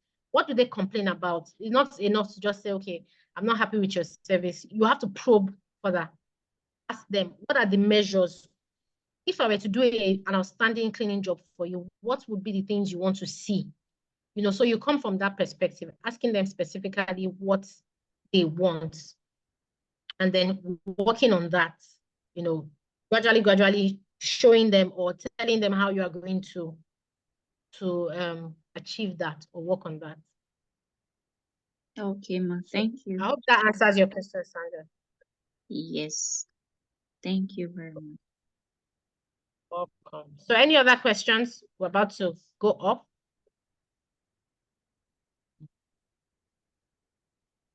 All right. Toby, Omolola, Olasumbo, I'm sorry. I can't hear your hands raised. Yes, good Okay, let's just afternoon. take. Okay, all right, good afternoon. Good afternoon. So what about some customers? I'm a Hello, ma, fashion. please, I have a question. Can I continue? Yes, Omolola, please go on. Yes, I'm a fashion designer. And there are some customers that when you sew for them, they'll be like, oh, I'd not like us to do for me. I'd not like us to sew for me. They will complain and complain and complain. But next week, you see them bringing another clothes to come and sew. How do we measure that kind of feedback? because they know that what you did for them is good, but they just want they don't want you to feel good, They or want they to don't want stress you. they don't want to Exactly. They feel don't like want to you've pay done the a good adequate job. amount. They don't want you to feel like you Okay. don't do a good job, but you see them coming back. How do we measure that? Okay, so for in your case, because it's fashion designing, again, I would always tell you that when it comes to feedback, think specifics, go as detailed as you can. So when somebody says, I don't like it, is it the sleeve? Is it the fit? Is it the length? You know, so you are those are probing questions to lead them on. Many times they would, when you take that path, even the customer will see how ridiculous they are being. And the fact that they are coming back, you know, while yes, by principle, if they are coming back, it could be one of two things. They like what they are getting, or two, they don't have very many options. So I don't like people to just use the fact that somebody is coming back after complaining, right? I'm not talking about people that are happy with you. People that are complaining, don't just use that to assume that it must be that they like what I'm doing, and that's why they're coming back. That could be definitely correct. But for you to be very, very accurate, the next time they come and you make clothes and they call you or they say they complain, ask them specifically, okay, what don't you like about it? Is it the sleeve? Is the sleeve too long? Did I make it too tight? So ask them those specific questions and let them respond. From the response, you will know. And so let me quickly talk about also that in customer service, you have some customers who are, we tag them difficult customers. Difficult customers, they're a category of customers. They are hard to please, you know. And with people like that, you largely have to manage them. Because at the end of the day, they like you said, they like what they are getting from you, but they can stress you. But one of the ways to also tackle that is to get into the specifics. Many times they will be confronted by how ridiculous they are being. So is it the sleeve? I can make it shorter. If you want it to be shorter, I can make it. What adjustments? But of course, you have to hold your boundaries. If somebody is coming to you as a business owner, I tell them, I can only make adjustments twice. So anything you want me to adjust, please tell me everything now. Let me adjust it. Be very specific with them. The way they are being brutally honest with you, be brutal in asking for the feedback. Pursue them relentlessly. Don't give them breathing space. I don't like the dress. It's somehow, how? Is it the fit? Is the bust too tight? Is it the waist? Is it the length? Those are the things that affect clothing. If it's too tight, if it's too, or is it the style? Did I deviate from the style you chose? So when you put them in that spot, you force them to respond, or they will see how ridiculous they are being. But basically, if they are the difficult type, that is the people that they just naturally have stress. There's nothing you can do about it. You just manage them. So like I said, also using this, being specific. Okay, next time, I'm sorry about that, but don't worry. The next time we'll sit down, we'll sketch your style together. Go over it over and over again. It can be a tedious process, but eventually some difficult customers, they will fade off by themselves and give room to, more profitable customers. But your bit is to keep doing your best to deliver as long as you are taking the job from them. And if it becomes overwhelming, yes, there's room for you to decline. You can decline a client stylishly, though. I would still advise use wisdom. You are fully booked, or you won't be able to. I'm so sorry. You are coming now. There's no space. I am fully booked. That's if it becomes too bad. But I also like people to take a good challenge with people like that and see how you can walk through the process. I'm seeing chats drop, but let's quickly take from Chisom Precious. Then Tobiloba is next. So Chisom, let's hear from you quickly. Please, what can you do about customers? Like, let me say, after something happened due to circumstance, you were not on business for a short period of time, and most of your customers, you've lost them. What can you do to bring them back, or return the ones that you have? Okay, so when customers leave because of a gap in your business, again, look at the attraction strategies we shared. Sometimes it may seem like you are starting afresh with them. But if you have had the privilege of connecting with them before, you are not a total stranger. So I would say start by reaching out to them one-on-one. Pursue them like as if you are looking for a new relationship. Go to them, state your proposition, if you've had especially if the interactions in the past were pleasant, from there, start up conversations. I remember when you used to buy for me and everything. Oh, I had this issue, and be open. If they are the kind of customers who are loyal, be vulnerable with them. Go to them, reconnect, find opportunities to reconnect with them. Explain what happened. Man, I had this crisis. It really affected my business, but I'm back now. I really appreciate you for being one of the, my backbone in business. You were with me when I started. Weave that whole story and then ease them into it. Also give it time. Sometimes people space out after a while, but most of the time, if the interaction was good, if you find opportunities to connect back with them, they will come back on board. It may take a little while, but if you keep at it, keep checking in, you have to balance it so it's not as if you're budgeting it, but keep checking in. Somewhere along the line, it will click. When they need something, they will come back. Another thing you can do, like we said, our retention, make them an offer. You are coming back. Make it your comeback giveaway splash. For all existing customers, you get an upfront 50% off if you buy from me. Give them freebies. Give them incentives to come back. Then most importantly, engage them. Even if they are not coming to buy immediately, engage them on the platform of the connection you had. Connect with them emotionally, find that point. So Chisom, you're the one that is into health drinks. If it's a customer that used to buy, call them up, ask them how far. What was the product they were buying from you? What ailment or what benefit were they getting? Yes, use that to enter them again and say, okay, I remember the last time you bought was 3 years ago. How far? If it's BP, has your BP reduced? Hope you're managing it well. Start from there, start up a conversation, show that care and empathy that you care for them. It's not just about selling your product. Find the opportunity to connect again. And it's a matter of time. It may not be automatic, but with time, they will come back on board and then they will buy from you. Okay, Oluwatobiloba is next. We have to wrap up. I have to go. So after Toby, Oreoluwa, I can see your message in the chat. So if it's the same thing you're raising your hand for, don't worry. I'm going to respond to it. So Tobiloba, very quickly, let's have your... Okay, my question is a little bit related to what Chisom asked. Like, take for instance, you have a loyal customer whereby that loyal customer, she's the major point to other customers that you add in your business, and then you ended up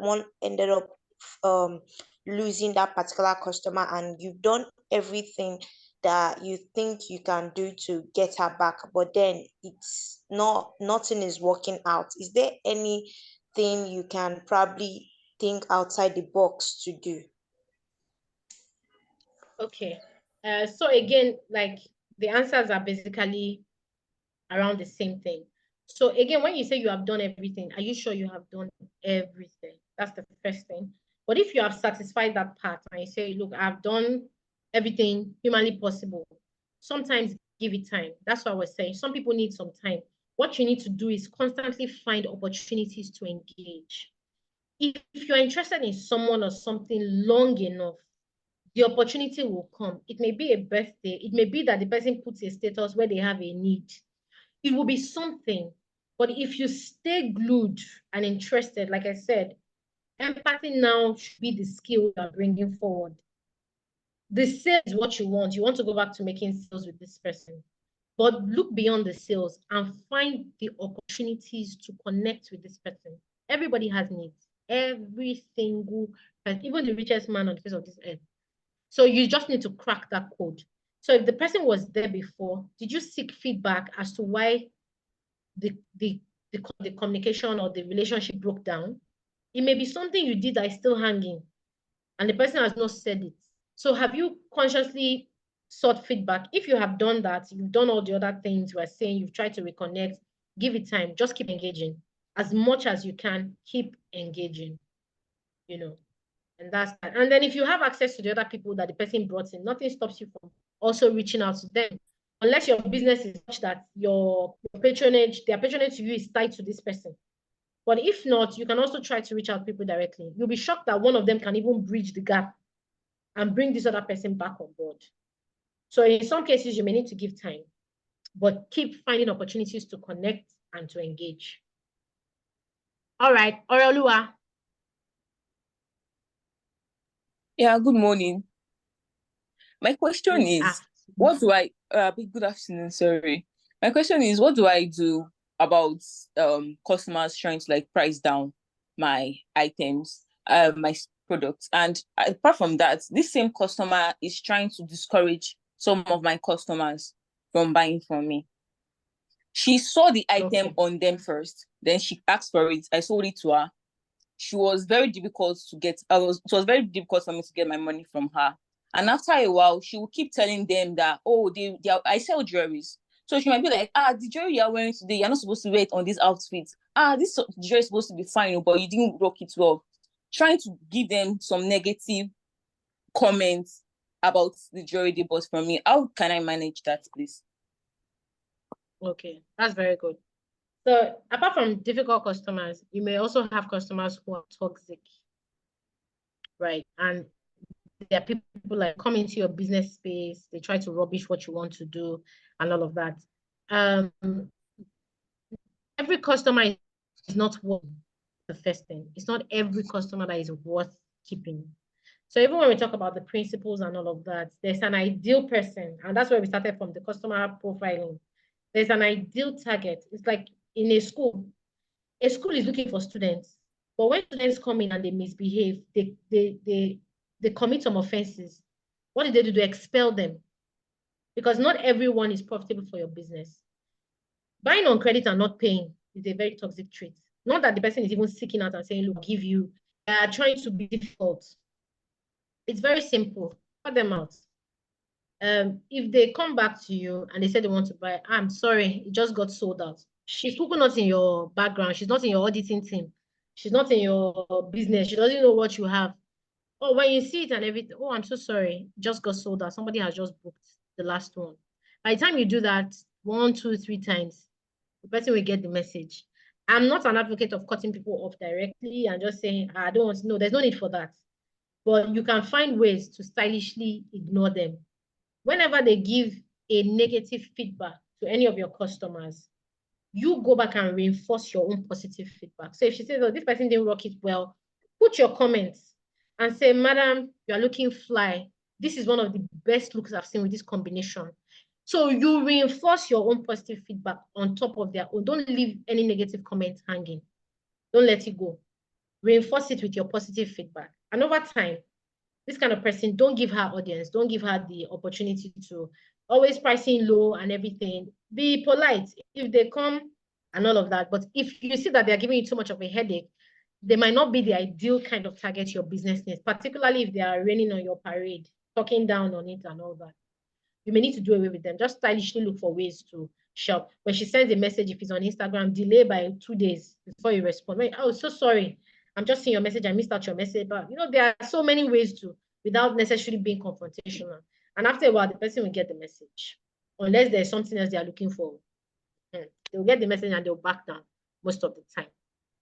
Thank you. That's helpful.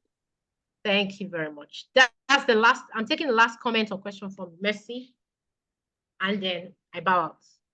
Okay, Mercy. Good afternoon. Good afternoon. So I used to work for a loan firm.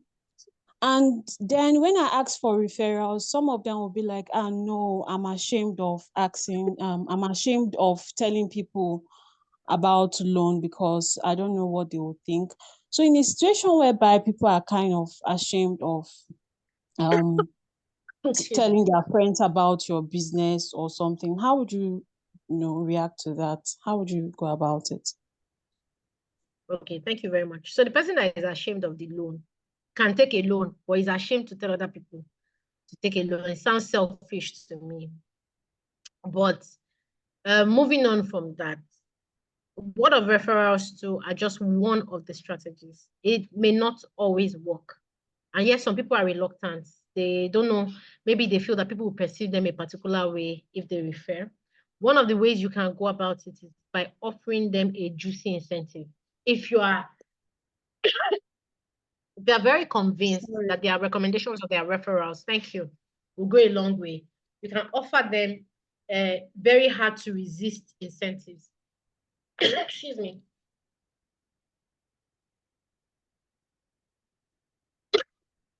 I'm so sorry, excuse me. So you can offer them very hard to resist incentives that, oh, okay, if you do this and everything, we'll shorten your loan, your credit, whatever, if it's within your power to do so. So that's one thing. The other thing is that you have to just accept that everyone is not going to be comfortable giving referrals. We spoke about putting customers, showcasing your customers. You'll be shocked that some customers, they're very loyal. They can spend their last couple on your business, but to put me out there, don't do it. Don't put my face.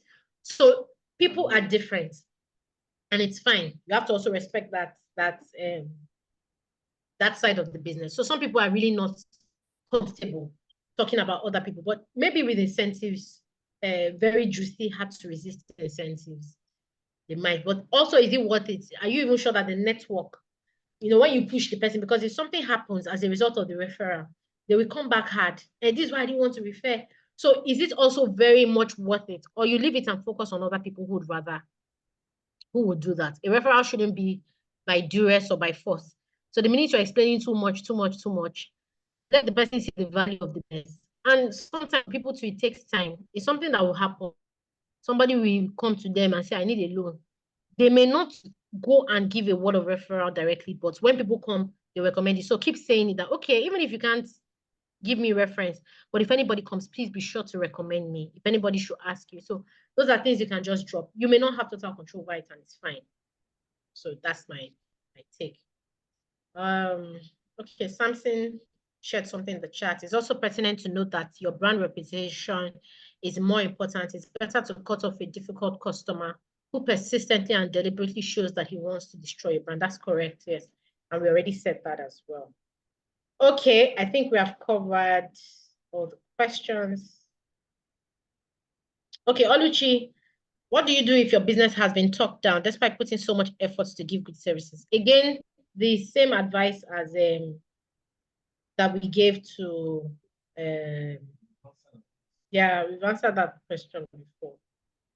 So just take that advice. All right. Thank you very much. It's been a very engaging session. Thank you guys. Sorry, Ma, please, I have a question. Ma, please, before you leave, I have a question. Okay. If I'm into a sales business, probably a mat, so where I sell grocery or something. Okay. So how do I build my loyalty reward system? You talked about celebrating a customer birthday, then organizing a VIP segment, stuff like that. So in sales department now, I don't need to get their information. Once they come to the shop, they buy whatever they want to buy and they leave. So how do I get my customer information to know that, okay, they are doing their birthday this particular day for me to celebrate it and stuff like that? Okay. Are you the front desk person? Like, are you the one selling to customers? Yes. Okay. So when you are going to do this kind of thing, you need the buy-in of your organization or your company, the company you work with. So you can suggest to your managers that have a simple database. In the traditional system, those were things that receipts were there for. So on a receipt, you can put quite a number of things, the ones that the customers fill out by themselves. But these days, we don't do that. So one of the ways you can do is ask upfront. If you have, especially if you have a computer system in front of you, or have a system, a tablet, a phone, or anything, people come, just ask politely for their names, their phone numbers, and all of that. People traditionally also keep notebooks, and then they write that, oh, we would like to let you know in case we have offers and discounts. That's why we want your details. Collect the information. For a grocery store like that, that's like the only way. Like I mentioned to you, I said there's a store I buy from, they give you points. To get points, you have to put your name and your phone number. Because they will put it in their system so that every time you come, they will log the points behind you. So that's an incentive to collect people's data. So depending on what you buy, that's why I said you need to discuss with your manager or whoever and tell them this is why you want to do this now for your loyal customers. So, and some of them you already have a relationship with. So collect their data. If it's phone number and name alone, it's fine. You don't need too much because it's a grocery store. People will be suspicious. You can't be asking for people's house address or even email address is fine, depending if you choose to send messages. So have those things. If you guys are active on Instagram, ask for their Instagram handle to connect with them via Instagram. Very simple. So the people that come in, start with the ones that are really loyal and look for an incentive to attach to it. You know, their birth, so with time, collect your data anyhow you want, date of birth, this one, that one. You'll be surprised that a lot of people would cooperate if you give them the reason, especially if you attach an incentive to it, like, oh, want to start giving you points, or want to start celebrating, or think of creative stuff. You can even go online, check out ideas on how to reward loyal customers. You see so many things that you can impute for a grocery store. You'll find different ideas. So like that. Also building a rapport with them helps. So when you have a rapport with the clients and tomorrow you say, we've started taking down data of our clients, so because we want to celebrate you, maybe your birthday, we might even send you a cake. Just stuff like that, and just tell them, please put your name, get a notebook or a logbook, or if it's on the system, collect their name, their phone number, date of birth, and all. A lot of people, some people may resist, but don't look at that. More people would most likely comply with you, especially if you have an incentive attached. All right, ma. Thank you so much. All right. Thank you very much, ladies and gents. I'd like to take my leave. It's been a session. Thank you. I see all the appreciation. And the person that's telling me, sorry for Hello, ma. Yes, Victoria. Yes, ma. Thank you very much for the teaching so far. So I actually have a question. So, in a kind of tutoring business, if you have a particular client that actually does not want to pay for your service, kind of always wants to pay lower than you charge, and you know this person can actually afford your price, how do you handle that? Because I think the reason behind that was because you set a low pricing, probably to just attract people and all. And then at the time you want to increase it, this person is refusing to take it. And this person actually appreciates what you do and knows that you are actually impacting the knowledge. So how do we deal with such person? Okay, I'm going to answer your question very straightforward. And I'll use the example of my husband. So my husband's business is such that he had clients at a time that were like on retainership, people who he literally, when he started the business over 10 years ago, they've been with him. But he hit that point where it was time to upgrade in terms of cost. And some of these people didn't, it's like see finish. They didn't see the need. Not be you that we started together. You two, you understand your price is going up and everything. So he cut them loose. He cut them loose and re-strategized. Time to find new people. So you have to understand that even with business, some customers can become dead weight over time. People resist change. Customers resist change. So if somebody really sees the value, you to call their bluff a bit. Like I said, don't be harsh. There are ways to do it that, sorry, ma'am, if by, so you hold your boundaries that I'm afraid I'm going to have to, we all see what's happening in the Nigerian economy now. Costs are going up. How much data cost is probably triple what it was. So you can't continue to pay me the same thing and expect the same level of service. So you just tell them, I'm upgrading my services as well as things are going up and everything. For me to continue to deliver this value, I'm going to have to increase my cost. If you can't pay it, I'm sorry, I can't continue. And know what your lowest boundaries are. So that in case it's a case where you're still building up and this is one of your major clients, agree beforehand what is the lowest you can do that is fair to you and stick to it. Be dogged, do you understand? Stick on it and tell the person politely but firmly that I'm sorry, I will not be able to. If I'm to continue to be the tutor here for your child or for whatever, this is the new price, and stand on it, be firm, but be polite. Where you can make compromises, make your compromises, but stand your ground and hold your boundaries. And also know that sometimes some customers become dead weight and it might be time to cut them off. All right. Thank you very much. I really have to run now. If you have any other questions, perhaps maybe you can channel it through Seifa, the admin, and then she can send it to me and I'll see how I can get across to you. So thank you all very, very much. I enjoyed myself and I'm happy to see that a lot of people enjoyed the class. Thank you very much. Thank Really you. appreciate Enjoy the it. rest of your day. All right then. And you Seifa, too. Thank you very much, ma'am. Bye. I really